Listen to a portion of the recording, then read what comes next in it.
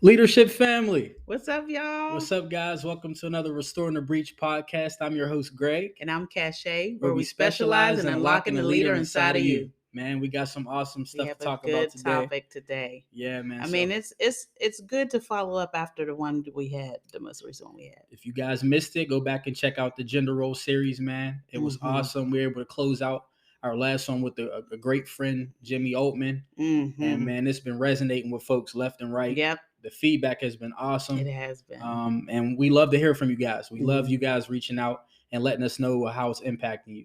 And we want to keep the ball rolling. Yeah. Today we have a very hot topic. Yeah. I keep seeing it pop up everywhere. So, as I was praying earlier in the week, I feel like it was something that... Well, let them know what it is. So the hot topic of discussion up for discussion today is love enough to keep a marriage? Now listen, you single folks that are tuning in right now, don't tune out because this stuff will equip you. Yeah. It will give you some necessary tools, man. Just some mind shifting wisdom to help you approach relationship. And even if you're dating right now, if you're in a process, you guys are aiming for marriage, this will help equip you. Yeah. Set some realistic expectations. As much as possible. Yeah. Because we could really set some expectations that are unfathomable. They're unrealistic, and we don't know it oftentimes until we are in it. And we're like, this is not at all what I expected it to be. Yeah. Sometimes you'll find that it's more work than the fluffies. But I'm getting ahead of myself. So let's start off. We did this with our B group that we had when we were leading a Belong group. And we asked all the couples, and I think it would be good to open up with, what did you envision of love before marriage? Before marriage? I think it was pretty close to what you see in movies. Yeah. Yeah. And once getting into relationship, there were so many levels that were just life shaking for me. Number one, I realized that I wasn't even close to the male character that I saw in films. But my picture of it, I didn't think that marriage would be perfect. But there were certain levels of conflict that I wasn't used to. Yeah. Because you know me, I don't like confrontation. Yeah. Unless I have to deal with it, then I'll deal with it. But having somebody around who is a mirror for you, that can always let you know when your stuff stinks, even when you don't think it does. No. You're supposed to say, okay, what my expectations. Thought okay, love was. I'm getting ahead of myself. I thought that love was two people that truly were head over heels for each other. I had that in my head. Yeah. That supported each other. Me, we're ministry folks, so I definitely had functioning together in ministry. Yeah. That was one of my mentalities, kind of indoctrinated that we are working in ministry together. Yeah. And that's because that's what we saw. Yeah. And that is what the expectation was there. And it wasn't all wrong. I wouldn't say that, but I think that when you're wanting to be married, pursuing, or whatever it is, whatever the picture is in your mind, that's what you kind of gravitate towards, what you think it is. And when I started going to the church, there was a lot of married couples, and there was every 5 seconds there was like a grab your wife and look her in the eyes and say I love you and blah blah blah. And so this is what you're feeling. You see that the man get up, he's about to preach, he's admiring his wife, stand up wife, don't she look beautiful, blah blah blah. And you don't know at the time they could be working through something. Yeah. You don't know that, so you're just like, oh, I just, Yeah. And you and I were a lot of like, we always wanted to be married ever since we were like young. I honestly don't know where the picture of marriage came from for me as a kid, that I wanted it so bad that I had no other real aspirations and goals in life for real. It was like to be married, to have kids. And that's kind of where I stopped. I had a lot of friends who, I said this in the, Can the Women Have It All segment. My friends, they wanted business and this and that and the other. And, marriage was somewhere on there, but it wasn't the way that it was for me. And that's because of the culture that you were raised in. And I don't even know if that was it, because I well, wasn't around a lot of like. well, let me expound on that.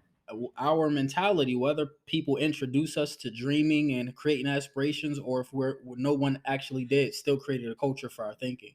So you weren't presented with a lot of opportunity, things to challenge your thinking about. Well, what do you want to be? What are some things that you desire? Have you thought about this? Do you see these women over here that are doing these things? Those things weren't presented to you on a regular basis. So They said it. okay. They did ask me stuff like that, because I feel like the traditional parents thing is what you want to Well, be what when you you want to grow up.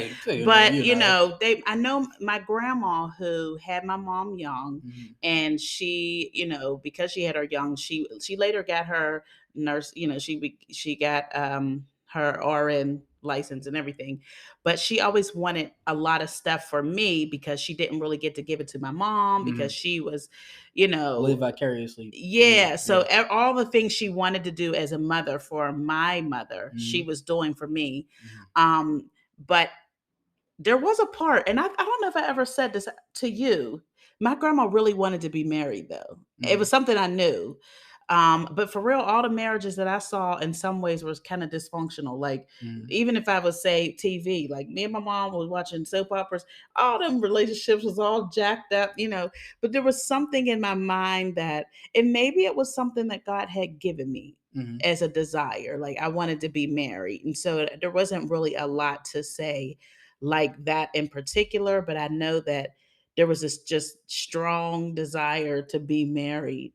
And going back to the question, I looked at love like the movies. The Notebook is like, things like that. Can't stand that movie. Um, God, for man. no reason, No, though. I You just don't like it for no reason. culture. It's culture. No, It's but I culture for guess me. that's the best way I can describe it. It would be like, and I hear a lot of, like, we used to say this, my friends and I who are married now, and singles that I talk to, you say stuff like, when I get married, my husband's just gonna be so happy because I'm gonna be doing everything that he wants, and blah blah blah. Like, this is what you feel like love is. Mhm.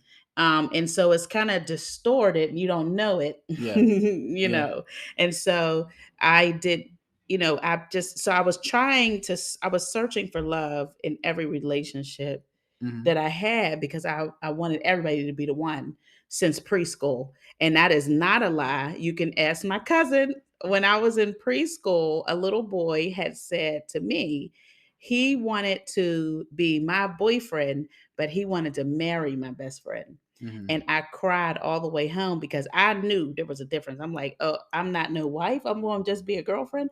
And I cried. And I remember this so distinctly, because my cousin picked me up from the bus stop, and she's like, what's the matter? Blah, blah, blah. And I told her, and she said, oh, you have so much time.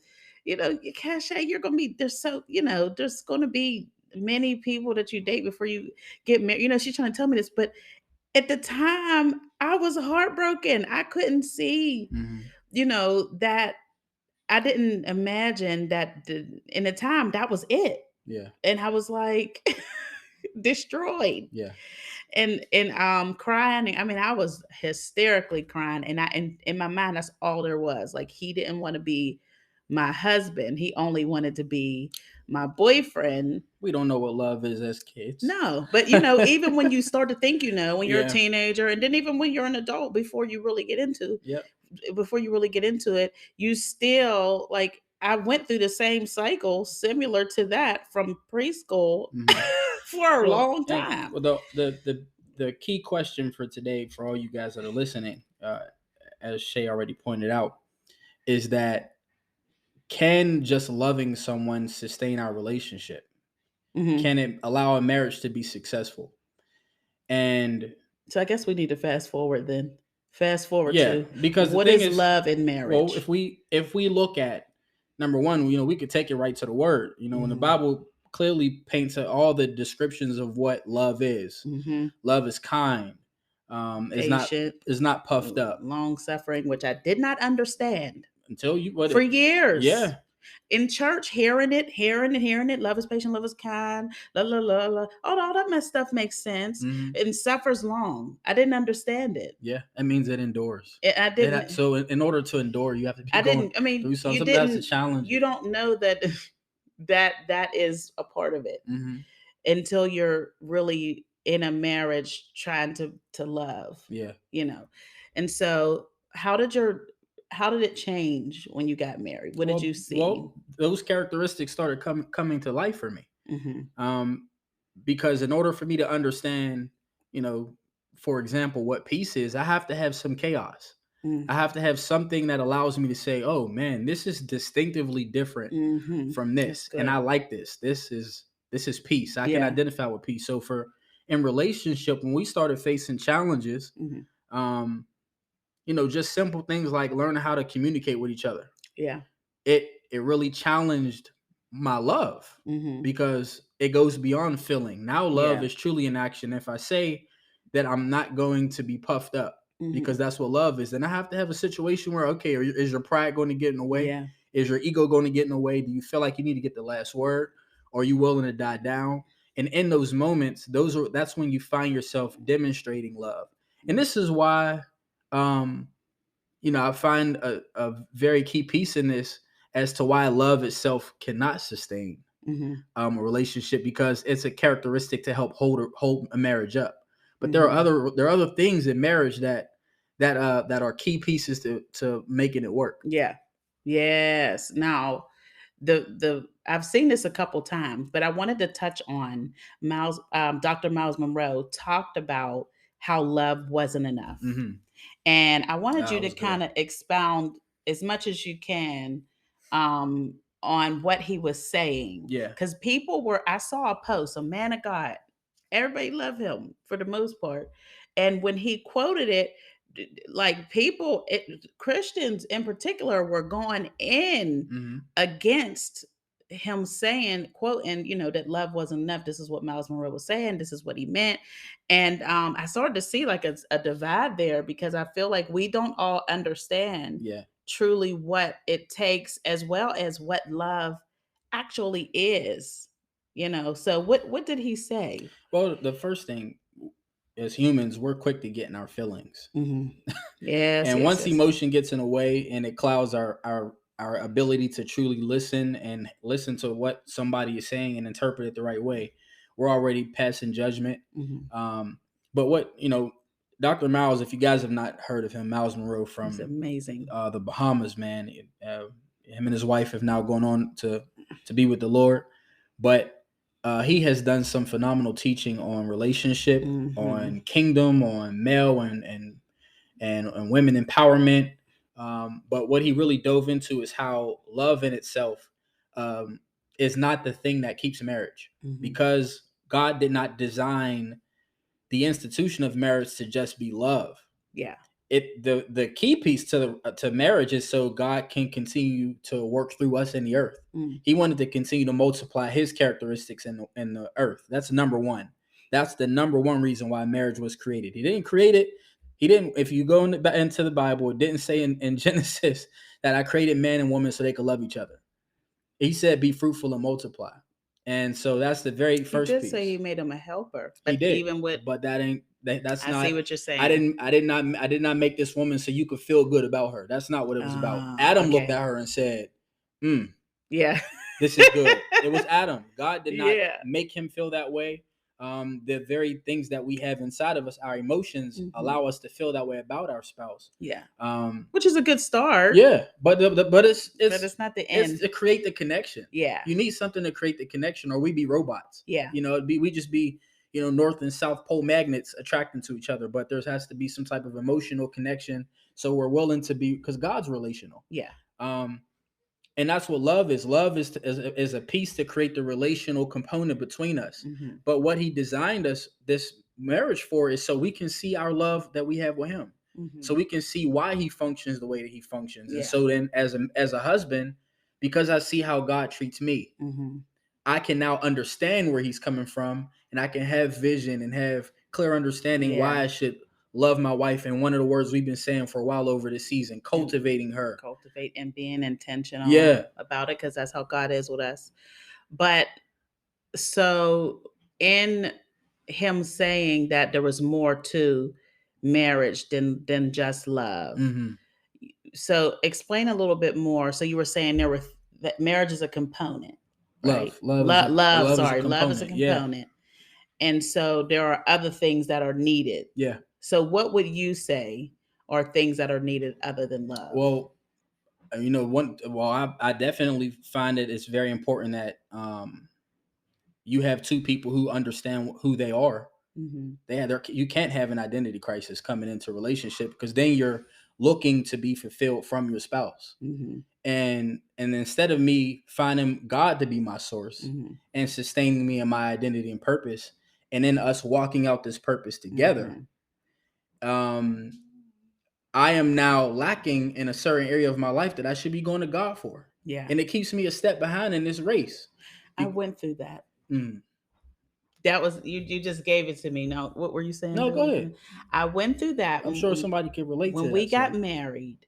Like I said, it's something I had dreamed about since I was, in preschool, literally. And when we got married, it was what I wanted. Our marriage was pretty good. We were kind of learning a lot the ropes of marriage and stuff. Then, in 2 years in, we had a baby. And I remember going through this void, this empty feeling. Mm-hmm. I didn't understand it, but it was years of feeling empty, but not because my marriage wasn't happy. But I remember hearing this song that my pastor's sister was sing, and every time I'd be like, God, what is this? Why do I feel empty? Like I have everything I ever wanted. Mm-hmm. Was only Jesus can satisfy your soul. Mm-hmm. And I didn't really, it took time to understand what God was trying to say. Like Yeah. you have these things. Our marriage was good.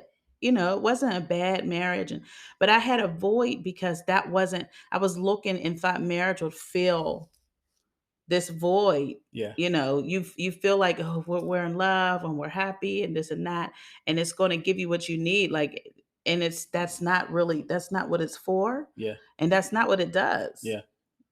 Yeah, that's good. That's actually really good. You think about, people coming into relationship broken, Mm-hmm. and say a woman has daddy issues. Mm-hmm. Her dad's not present, or her Mm-hmm. dad was abusive, or her dad was present but wasn't present, as Mm-hmm. you were. Mm-hmm. Now you're coming into a relationship wanting the things that you didn't get, Yeah. and feeling like you're setting an expectation that because I love him and because he loves me, Yeah. he'll give me those things. Yeah. And your perception of love is him giving me the things that I really feel like I need and I Yeah. desire. And there are things that husbands and wives are to give Yeah, to each other. we do add things to each other. Yeah. So don't get us wrong with that. We're not saying come into it and be stiff and hard and it's like we have a plan to this Yeah. is what God has and blah blah blah blah. Like, no, that's not what we're saying. Yeah. We're saying the feeling of love, because Yeah. that's really what it is.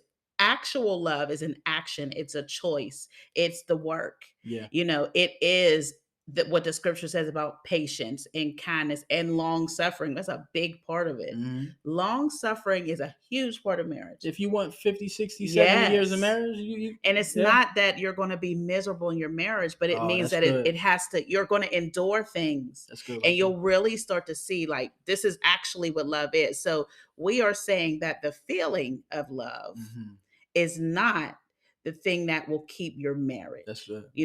What God is trying to teach us is that, because he's love. People say all the time, what do you need to keep a marriage? And everybody says God, and move on past, like, you need God, save people. That's our first thing we say, and we don't give any extra stuff. And God is trying to teach us that because he's love, there's stuff in it we have to learn. It's not just like you need God. Then, like, no, you're gonna learn love. And I can attest that it has in our marriage and the things we've gone through, I can say that there have been times where then I can later on, and this is like later into it, say like, well, this is how God is, or how much more is God towards me. That's good. But it took time to even be able to understand all of that. But the biggest thing of this is that the feeling of love Yeah. is not going to keep your Yeah. marriage. Your emotions are told. And they are finicky. Yeah. You know, I have found that just liking you has really kept me going more than loving you. Yeah. Because I can be angry about something and we're going at it or whatever, but because I like you, Yeah. um, it's hard to stay upset, Yeah. because you're my friend, but it took time to get there. Well, those emotions have to be tempered with something. Mm-hmm. Because just like we heard, Michael Todd mention about your Mm-hmm. imagination is going to work one way or the other. Yeah. It's either going to lead you in a direction that's outside of the will of God, Mm-hmm. or it's going to lead you in a direction that's in the will of God. Yeah. But what is going to be your measuring, your temperature, Yeah. your thermometer? Yeah. And that's where you have to have, you got to be connected to God. You have to have that guiding light Mm-hmm. to say, hey, I Yeah. know how you feel, Yeah. but that's not right in this time. And there are certain things that feel good that just aren't right in that Yep. moment. It'll feel like love. Yeah. Just like throughout the years of, your first love and the next person you love and the next, who you think you love, all those things felt like love, because I could even say, we've talked about this as well. There are successful marriages that don't have God in there. Yeah. And it doesn't mean that they don't have love, but I think about that. A lot of the things that they say of what kept them is discipline. Yeah. Which is love. Mm-hmm. Being patient Yeah. takes discipline. Being kind takes discipline. That's good. When someone is working your nerves and man, I'm telling you, I'm still working on the tongue, because if you know my mother, if you know where I came from, you know that a smart comment is quicker to come out than anything. But I remember, don't shake your head off fast like that. I remember, I remember when I started practicing not saying anything, and you didn't know it. This was a between me and God thing, and I would be holding my mouth closed so tight. And it wasn't because I couldn't talk to you or something like that, but it was an unnecessary extra. This is going to start something. Yeah. You're not being kind here. You're not being patient, and I'm not perfect with it. But I remember when I started to practice, you don't have to always have the final word. This is not an argumentative moment. There's no reason for that. It was hard. But this is I think this is really where it creates the distinction between a relationship that has God and a relationship that doesn't. You can have a successful relationship. We already pointed that out. You can have a long-lasting marriage without God. But the point of God creating this institution of marriage was so it could connect us with Him. We talk all the time about how we deal with natural things, this horizontal level thing in life. And immediately it makes us think about, well, what if it makes us think about, how does God do that with us? How does God do this? I remember how He did that exact thing with me. And that's the key piece that people without God miss.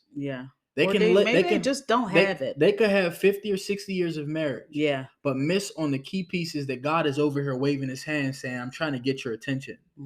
You may be exercising that right there, but there's something that I want you to see about what I do that's on another level that you're actually exercising. You're being patient with your wife, but you're not seeing how patient I am with you.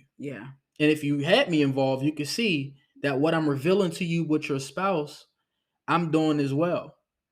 I think, what I'm thinking about also is learning God as a father to you. Because I think about with your children, you love them. You might not, he's like, I love you, but I don't always like you. Like there's this thing out now where everybody's saying, and I'm going to censor it. Everybody said, man, forget them kids. Because but in real life, the people who are saying it are not really doing that. Because as a parent, the discipline of knowing what your child needs goes beyond what you feel in the moment. And that's how love really is, but what we don't get when we only think of the feeling of love, like, oh, we're just going to be happy. And that's why sometimes it's even hard to explain this to people who are single and engaged, because you just don't have a realistic grasp on love, because it hasn't been challenged yet. Yeah. It hasn't been tested yet. Yeah, that's It's it. all euphoria right now. That's Like, it. I found the one, and oh, this is just so it's really hard to say without sounding like, oh, they must be hating. Oh, that ain't gonna be me, because I said all that stuff. Oh, that ain't gonna be me. That's gonna be them. Oh, that's them. That's how their marriage is. And later on, I started to find like, oh, this is what they was trying to say. They were just trying to give you a heads up. Yeah, but it's hard to do because you're in the clouds. You're just, it's like trying to describe master level courses to somebody in high school. Yeah. And it's not to call you ignorant, but you are ignorant. You're not at that level right now where you can truly understand how to demonstrate, exercise, practice, deal with these types of emotions or these challenges in relationship. You've never had to live with somebody at that level. We've seen people who have lived together. Yeah. 18, 20 lived years. Together, got married, and 1 year, divorce. Do we consider that a coincidence, man? There has to be a shifting. There has to be something that changes whenever you actually step into marriage, into this institution of marriage, that really shifts your thinking. And let's not forget the fact that Satan himself don't like marriage. Like, he wants to destroy anything that God and pervert anything that God has created, even though, he don't stand a chance. But the point is that if you're not in a healthy, godly relationship, you won't even see it coming, wondering what's going on in here sometimes. You know what I mean? But so real love endures. The feeling of love doesn't. Because if it did, say that one more time. True love endures. The feeling of love does not. And the reason why I can say that is think about it. Your first love. Yep. Did it endure? No. Yep. You know what I mean? Second, third, fourth love. If it was real love, like the way Jesus is with us, it endured something. Yeah. It sacrificed something. It gave up something. And that is why true love is different than the feeling. And that's why the feeling itself cannot keep a marriage. Because when your love is being tested and tried, and you're enduring and you're walking through it, you start to see love differently. Yeah. It's not the same as the fluffy stuff that you see on all the movies and shows and stuff that you dream about. Like, that's a nice, you get those times, and over time, you may have more of the fluffy than the non-fluffy. But that still doesn't define what your marriage is. You know what I mean? Yeah. You find in the times of enduring and going through difficulties, when you get through it, you'll find that you're closer. Really controversial question here. Maybe even a statement. And we've talked about this. Why doesn't love keep someone from stepping out on their spouse? Now, the paradigm to this is, can you say that because somebody cheated, they don't love their spouse? That's good. Because that isn't in essence fully true.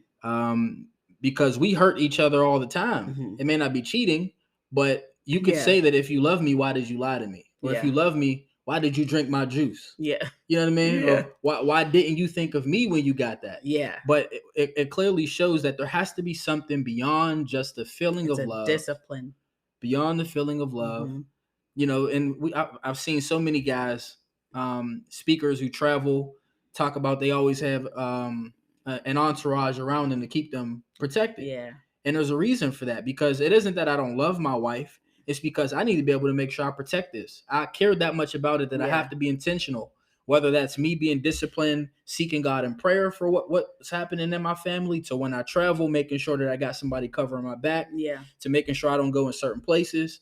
All those are key components to when we're talking about sustaining the marriage. Love is key, is a key component. It's key because we know God expressed that when he described what love is. Because he is love. Yep. But not the love that we identify with. Not the touchy-feely, fluffy. Absolutely. That's the start of the connection but that's not the finisher. That's real. Generally, there's always a deeply rooted reason why people do the things they do. Oh yeah. And it isn't always love that can fix it. Sometimes you need healing. Have to work. You need healing. You need a you counselor. Need therapy. Yeah, man. You need a marriage community. Yeah. You need accountability. Yep. Sometimes you got to fast. You know, whatever you need to do to be able to get that thing rectified. You got to might have to cut some things off. And that's exactly what we got to do right now. Oh man. Ran out of time, folks. So you know what we live for, to provide intentional leadership for intentional living. So take care. God bless. God bless.